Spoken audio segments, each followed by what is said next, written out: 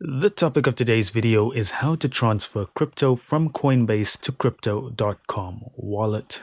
Alright, so if you are using on-chain as your main wallet, what you want to do is go to the trade option, the bottom center. In here, you want to click on receive, and then we need to choose our cryptocurrency and copy the wallet address. So we'll just choose Ethereum.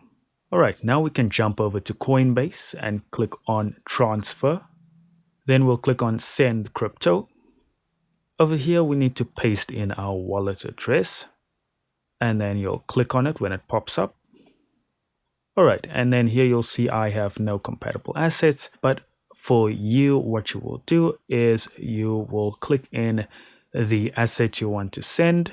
So Ethereum. And then you'll put in the amount of Ethereum. You'll be prompted to continue, and then it'll give you a review screen also showing you all the fees included. And if you're happy, you can hit send. And that's all there is to it, guys. Thank you so much for watching.